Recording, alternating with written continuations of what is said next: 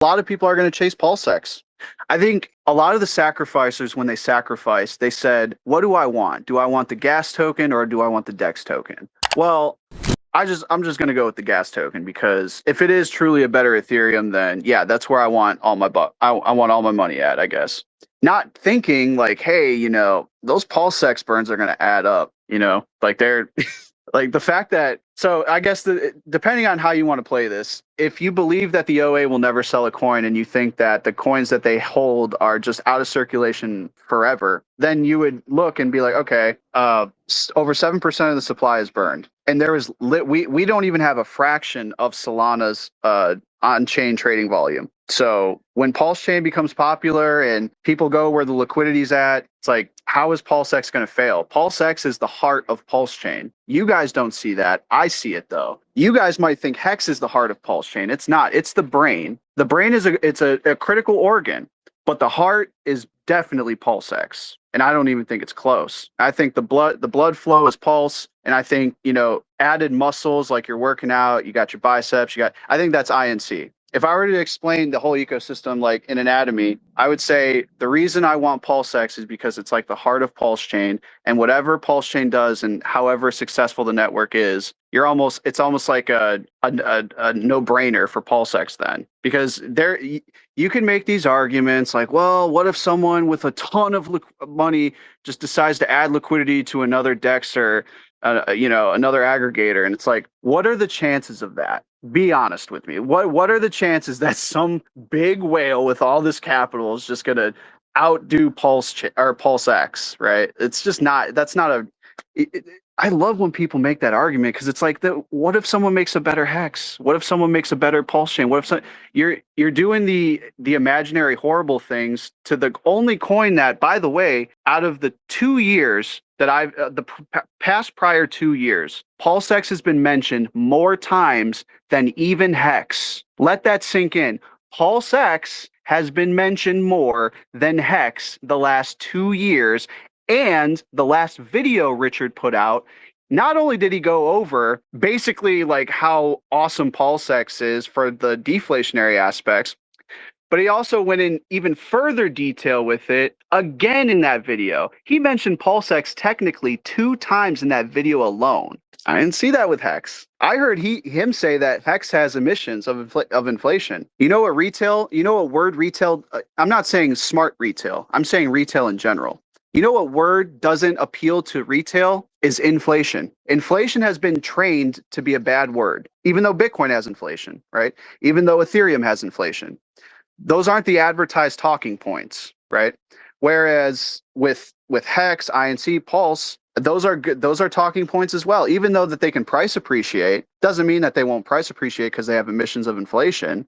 It just means that it's a harder sell than just pointing to something that just burns. Just has burns, it price appreciates well, but the token becomes more scarce. And I think for the people who missed Hex last cycle, I think PulseX is your Hex this cycle. Not saying that the other core tokens aren't going to do as well. They're going to do fine. Every core token is going to do amazing. But if we're talking about like technicalities and we're talking about like the probability behind it too, PulseX is just the safer bet in my opinion.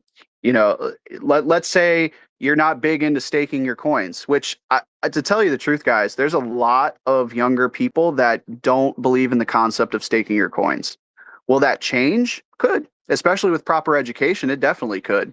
But in a time of fear of missed opportunity, do you think that people want to buy stuff to then stake it, to then put it away? New money. I'm not talking like people who were here since day one, got a lot of supply for cheaper, staked it out. They may have been living off their stakes. Maybe they don't care whether or not they touch their main stakes. Let's say they're staked out for the 15 years or whatever it was. It's a hard sell. Hard sell to tell people that, yeah, you shouldn't be looking for immediate gratification during times where prices are really high and everything's going up. They might just look at it like, oh, it did well, and they want to keep a bag liquid and dump it. But with PulseX is different because any of the core tokens could get that fear of missed opportunity. Let's say the big hype is on Hex. Hex reclaims the throne with the hype. It's doing well in numbers. people are trying to chase it. Well, guess who else you're helping within that? The rest of the core tokens, but in particular, which coin are you actually enhancing the price potential on? PulseX, right? So something to think about, guys. I don't know. I think there's a lot of bag biasy, and I think there needs to be like a reeled in logical there needs to be a more logical perception on just the probability of stuff. The probability lands in PulseX's favor every single time. Any narrative you want to draw up to me, it ends with PulseX. So I think Richard tries his best to relay that to people, especially, newer people who, like I said, like they weren't there for the early days of Hex. They weren't there, getting a lot of supply and sacrificing for cheap. Like the new audience that we're trying to capture, the new retail money or whatever, whether it's retail money, whether it's big money, whatever it is, the best opportunity within that, in my opinion, is it's PulseX. In terms of X's and in terms of like probability and stuff, that's just the way I've always looked at it. Let's see what we got here. He said, when is the top? Who, dude? If I was even nearly as good as Richard of calling tops, that would be amazing. I don't know. I can just guess. Let's see. But I would imagine the top of the cycle in totality or Bitcoin. Because if it's Bitcoin, I'm saying maybe September, October. But if it's the altcoins and Pulsechain per se, tops could be anywhere from November to January, in my opinion. I could be totally wrong too. Let's see. You're also allowed to own more than one token. You are absolutely right. You're allowed to own as many tokens as your heart desires, for sure. I'm only speaking from a perspective of if you had to eliminate one, which one wouldn't it be? Like that's kind of the mindset I'm coming from. Like which token stands out the best in terms of gains from bottom to top. I'm talking that. I'm not talking, let's say, for this is just a hypothetical. Let's say from top to bottom, right? Hex does better in X's, right? That is definitely a possibility too, by the way. Hex could definitely be the token that outperforms all the core tokens technically from the floor or from the bottom of its floor price to the very top. But what what PulseX brings you is a cheaper entry, a cheaper league position. So I was going over league positions last week, and it's almost damn near a 2x the same type of money and capital to be a squid. I think it's a squid in Hex than it is to be a squid in PulseX. People care about that stuff. Like maybe they don't want to spend more money on something that does the best. They want to spend less money and does, the second best. You got to think about that stuff too. Maybe it's smarter for someone to be a PulseX, squid, shark, dolphin, whale, whatever, because of just the entry price that they get. That's what people have to understand. I'm not saying that PulseX will outperform all of, it'll outperform Hex. It could, but I would say that looking at it from that angle is kind of like I see where you're coming from, because then like, well, yeah, then why wouldn't you just buy Hex? But you have to look at it from a perspective of entry and units that you get, right? I just think that if you're willing to stay in the Pulsechain community, I think that you're better off getting something for cheaper that has a big name stay in the community, obviously, because that's the main DEX. And, like I said, like even though like your niche argument could be like, well, it's a tax token, right? It's like, well, yeah, I guess if you want to just, simplify it like that, but also too, it's like, what do tax tokens usually do? They usually burn their supply, or they do reflections. They can do all this other cool stuff and whatever. But that's a better sell, is like, oh, well, scarcity, that's just what retail is going to look at. Scarcity. At what price can I get something? And if it does relatively similar in X's or performs similar, why wouldn't I just get the cheaper thing? And that's and yeah, a lot of people don't like to bring up the fact that, Pulsechain can do well, but I don't think there's no math equation that can suggest that Pulsechain can outperform PulseX. Unless you're just, like I said, you're using different aggregators and all this stuff. But even then, you're still like, when they route through and they try to get you the best deal, you're still in a way kind of burning PulseX. So it's like it's one of those things where you could want to pump Pulsechain to the moon, and PulseX is going to probably do the exact same number of X's, if not slightly a little bit better, due to the burns and stuff like that. So if I do it in a way where I'm dismissive, I hate doing it that way, but I really want you to understand where I'm coming from. I don't like dismissing any of the core coins. I like all the core coins. I have all the core coins. I just, there's there's just certain things that I look at and I'm like, well, if you're really bullish on this ecosystem, then in my opinion, it's like if I were to go down the list in order, and this is just me, by the way, like for my onboards, I say out of the 4 core tokens, and mind you, these onboards they're not millionaires, they're not, hawk venture capitalists who are, looking to ape in like 50 grand and stuff at a time. These are not these people. These are lower level people just like me. And, they ask for my advice on stuff like this. And I say, well, if you're going to participate in PulseChain and you're only looking to go into the core coins and whatever, I lay it to them like, well, PulseX is the better price. I'd probably want to get a pretty decent bag of PulseX because that's the bag that I would say that's a good profit bag and a good legacy bag where you don't necessarily, in my opinion, have to sell the entire bag in order to, get solid returns, in my opinion. And I think if you're going to be an investor in Hex, I think the smart way to do things is whatever you're willing to spend in Hex, you should be staking at least half of that. And then people go, oh, well, why? Da, da, da. Because I'm telling you, if Hex if it price appreciates at the same patterns that it has before, you're going to appreciate the fact that you saved yourself from yourself and earning yield at the same time. And that's basically my lay down for Hex. It's like, yeah, if you're going to be here, get a good bag.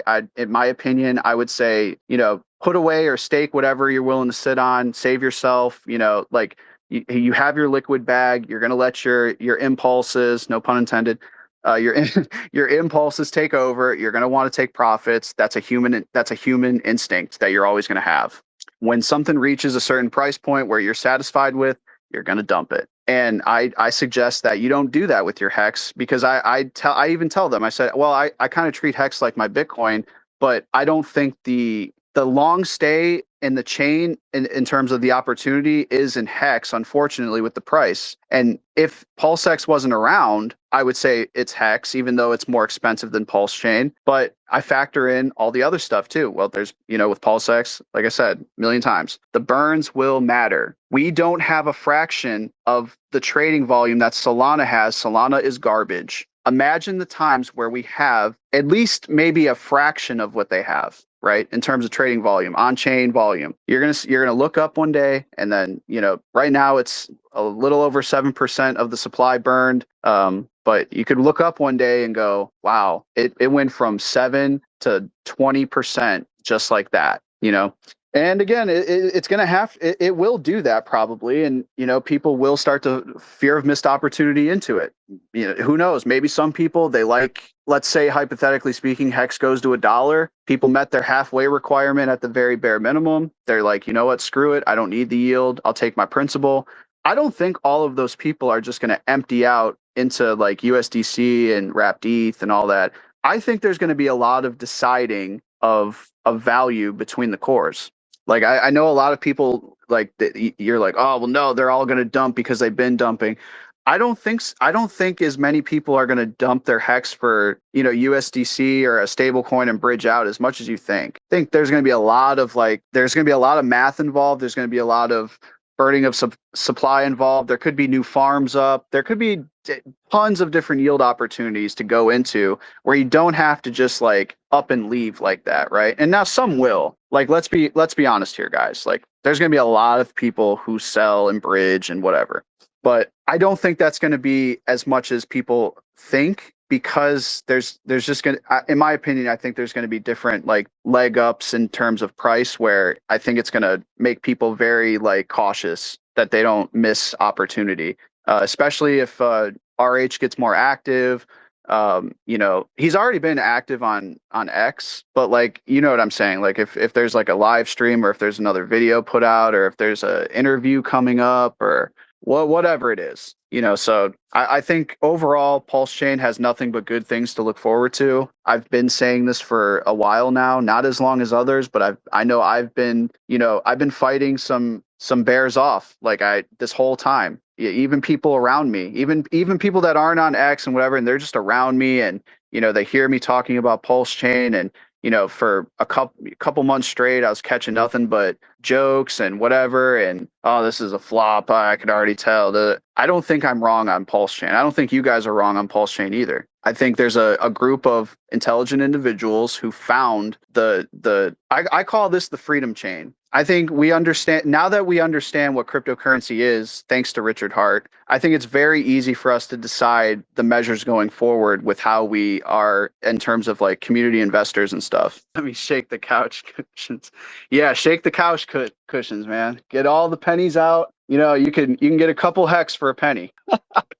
Or it might not be. It might be, you could be like, maybe it potentially soon it could be a penny for a hex. Who knows? What if that hex goes to $1, $5, you know, even higher, $30, $50. I don't think putting limitations on the potential behind this chain is a smart idea. I just think you can speculate and safely guess based off of like chart analysis, but I think that's about it. I think you can't really put this ecosystem inside of oh, well, it'll only do this or it'll only do that. I just don't believe that. What do you think the privacy solution from Liquid Liberty will? Liquid Liberty. Oh, how will it work when we see the amounts look like? That's a good. I don't know, man. Like I don't even feel, just because I don't know, I don't even want to speak on it. Like I don't have an opinion on it. It's like one of those things where I'm just like waiting and watching and seeing. I'm not doing anything other than what I seen Richard Hart say on YouTube videos. I haven't been out here advocating that this account is this person or whatever. Like I've only been sticking to like the fundamentals. The fundamentals of the pumpamentals. That's what I've been focusing on. Any other stuff, any other I say conspiracy because it could be a conspiracy. Any conspiracy surrounding that, oh, well, this person is this and the person who did this was that. I'm not doing that. You know, like I can only speculate. I'm not making financial decisions off of that.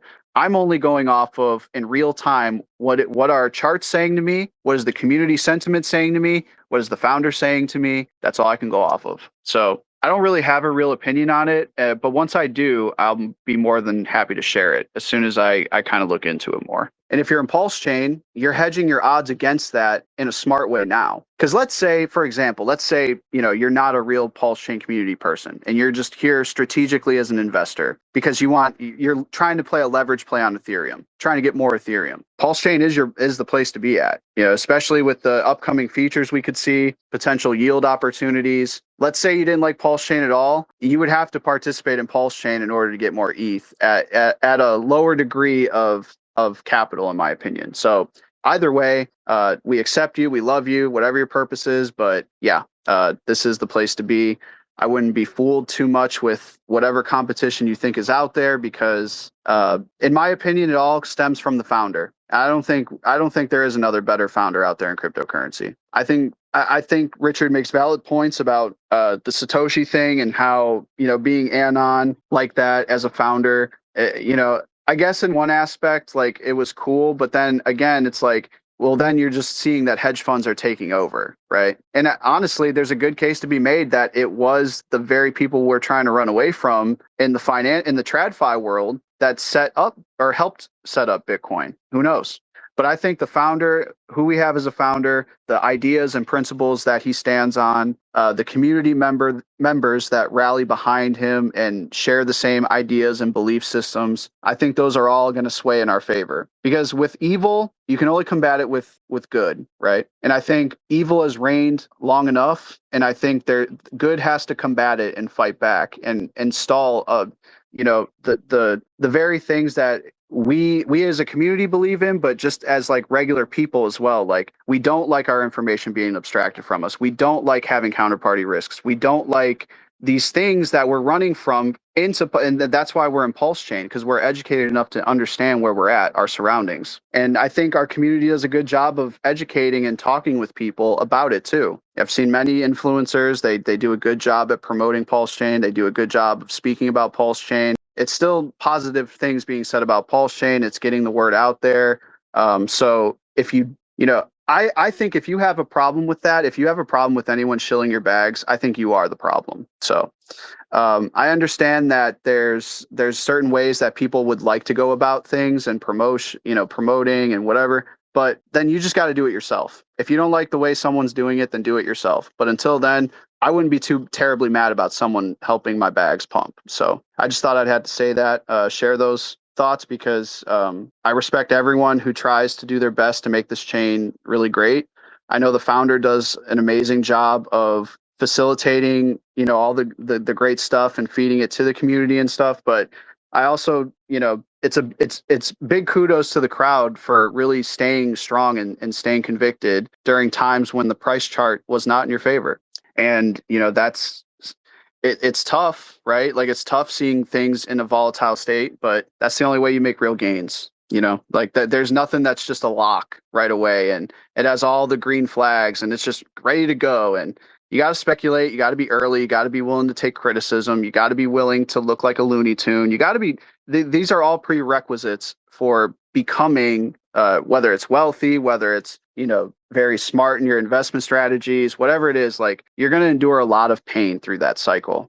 Imagine ETH people trying to get their bags and pump their bags when Bitcoiners had their bags over, a Bitcoin was worth over $1,000. It was very hard for those ETH people. I would argue that it was even harder for Ethereum people back then to promote their stuff. And look, they're successful. And what are we? We're a fork of them. We're a better fork of them with better tokenomics, better founder, better community, better products, 100% uptime. Like, these are all good things in our favor. And I don't want to say like we have a lot to do with that suppression, but we definitely have something to do with it, because for a long time, we didn't really recognize this for a very long time, but we had, when I mean we, I mean PulseChain community, PulseChain Sacrafice wallet has, over 160,000 ETH in it. And nobody knew that we were on the ETH reserve list like that.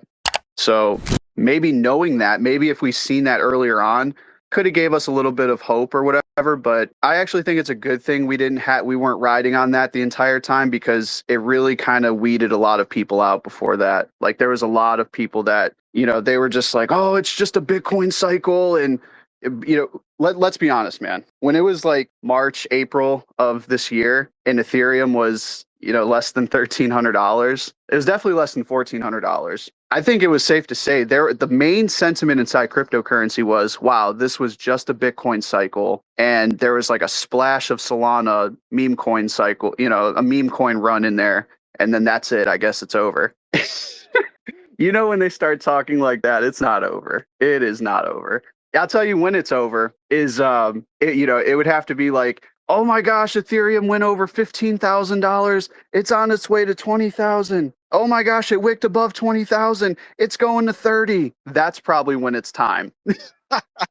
That's probably when it's time to, maybe take some profits, not financial advice, of course, but yeah, things can get very, very crazy and interesting when green candles show up. But and I'm not saying like, oh yeah, you just got to dump everything and leave because that's it. It's like, no, like you can still like manage your stuff smartly. Like, you can still take profits and still not like unload your fucking clip like this all in one cycle. Like, you should play it smarter than that, because I have a feeling next time around, the floor that we've seen for PulseChain core coins and whatever coins you like on PulseChain and whatever, I don't think they're going to be nearly the same bottoms. I don't think you're not going to get those price targets back. So you could have bitched the entire time, or you could have accumulated. But if you accumulated, the more tokens you have, in theory, this is just my opinion, you don't have to sell a whole lot of it. The main mission for me, and this is just for me,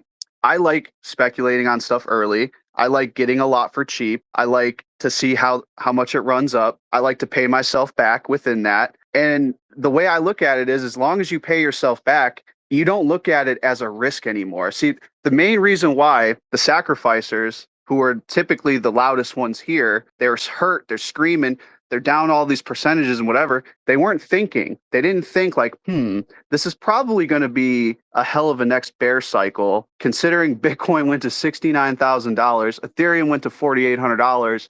It's going to be a tougher bear, because more people are starting to get hip. They're starting to find out. I'm not saying retail is as educated in cryptocurrency as maybe we'd all like them to be, but there's a lot more people catching on. There's a lot of smart people catching on. So what do you got to throw everything at them. You got to make it seem like there's nothing here. It's not interesting. Go away. We're buying this stuff. We're accumulating at our level. So we're going to keep putting negative sentiment out there. So what did they do? They made the Ethereum founder look ridiculous for months on end. He didn't need much help looking ridiculous as he is because he's just like that kind of character. But if you notice, the propaganda around him was suggesting that, oh, the founder is, how could you trust a guy like this? He's incompetent. He's sniffing a robot dog's ass. It's over. Ethereum's going to zero. And it's like, that was the bottom signal for me, at least for this year. I think that was a good bottom signal indicator for me, because like I said, everything that TradFi wants to do in cryptocurrency, it revolves around Ethereum. So like, I don't know. Again, maybe I'm just watching a different movie than other people, but I have some Bitcoin. I don't have nearly as much as I did 2 years ago, because I'm just being honest. As the price increased, I tried to do other risk on things, but I still kept some, because I'm like, no, I'm not getting rid of all my Bitcoin. That's crazy. I worked hard for the amount that I had. Why would I get rid of it all? But yeah, it's very interesting to see like the showcasing they put on for us this cycle. Like, yeah, Bitcoin's fine. Go ahead. You're gonna make some money with it. Go ahead. Ethereum though, it's dead. I don't know. And they tried to pump up Solana a little bit. It tried to give like celebrities allocation, and different meme companies were like reaching out, and they were doing good marketing tactics. But I do think Solana's kind of like that ragdoll chain, where I think the powers that be, for whoever they are, I think they were experimenting with Solana. I think Solana was one big experiment. I think Solana has another potential FTX scandal right behind it somewhere. Maybe not the exact same situation, but I do think it's one of those chains where they make things look appealing with green candles, but underneath all of that, it's very centralized. And I think all of the meme coins that are on there are kind of like I don't know. The main ones, in my opinion, are like, they're just test trials for what's going to happen with Ethereum and Base, in my opinion. So I think the main thing Ethereum's going to bring this cycle, that's going to really kind of take it into new heights, is what Coinbase decides to do with it. Coinbase, they are, they're on the Ethereum strategic reserve list. I think they're 5th or 6th now. I could be wrong. They could be a little less than that. They could be a little more. I'd have to double check, but they're up there. They have a lot of Ethereum. Base protocol, their main layer 2 that they like funneling people in through the main exchange to transfer Ethereum over or whatever. It's free, so what do you think retail money is going to do? Like, and by the way, I'm not advocating for Base. I'm not saying it's a good place to be. It's, I'm just saying like the main objective to get retail into the market has always been Ethereum. It was never Bitcoin. Bitcoin has been priced out of retail since last cycle. I mean, maybe people bought the lows and whatever. Some people took risks like I did, but there wasn't a lot of people doing that stuff. As a matter of fact, even when Bitcoin was $50,000, I would argue that 90% of retail, it was forever priced out at that $50,000 mark. Because I think once you start getting into the tier of like, okay, now Bitcoin's worth more than a car, like a decent car, that's when it's like, okay, yeah. And it's obtainable still. Like, I guess if you really worked hard for one coin, you'd really have to bust your ass in dollar cost average and stuff. But I just think that that train is the ship has sailed for that one.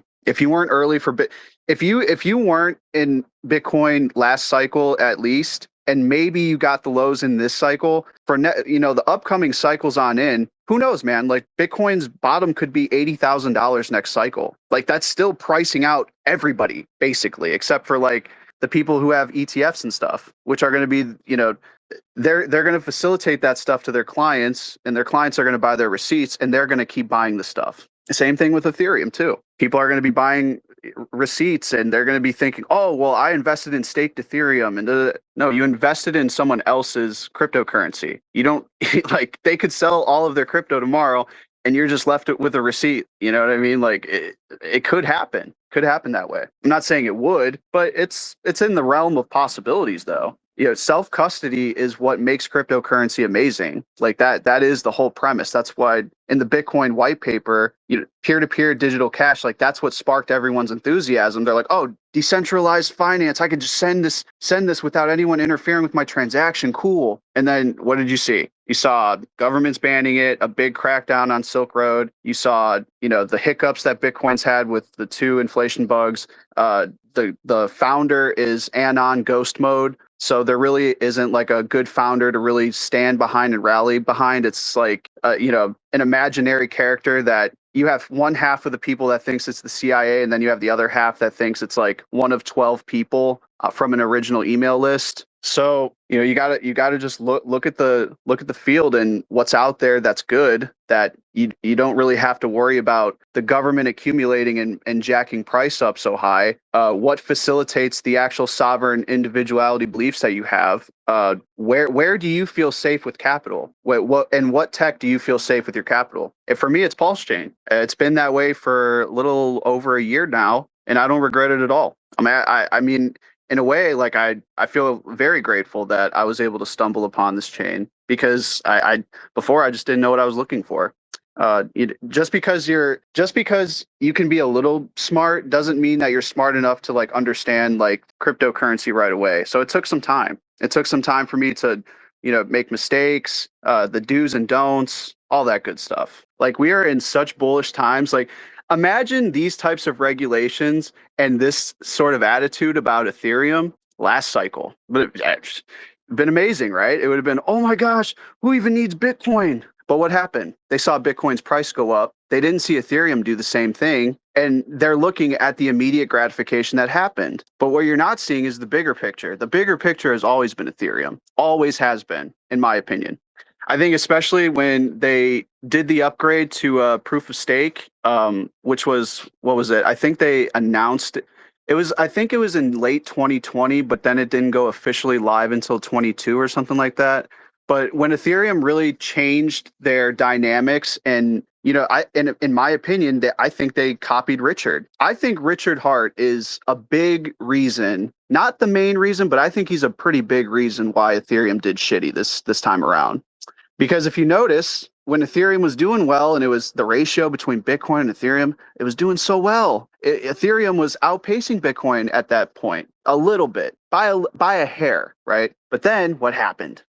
Richard Hart, he bought all that Ethereum. And when he did that, notice what happened. Prices, altcoins, and Ethereum, anything attached to Ethereum, all just kind of just tanked. It all just kind of just, chopping sideways down. Wasn't a big drop off or anything like that, but it was just, they're making it seem like, oh, it's just not relevant. It's not like people are just, selling all of it at once. It's just, nothing's interesting. So, oh, look at what we have on Solana, and oh, look at base protocol and whatever. But what you're failing to see is even Donald Trump launched a shitcoin on Solana, pulled liquidity, took it to Ethereum. And this is when Ethereum wasn't popping at all. Ethereum wasn't even $2,500 when you did this, I think. So, I mean, you tell me, Also, when Pulsechain was starting to rally late last year, and it seemed like the court case was going really well in his favor, we had a good little momentum shift where, we were pretty bearish all the way up until like September, October, and we outperformed pretty much almost everything from the lows that we had at that point. And then what happened? The Interpol notice, right? As soon as we were about to touch well, depends on what the price that you sacrificed for, but basically the 3 zeros and the 1 was on the rise. Like it was right there.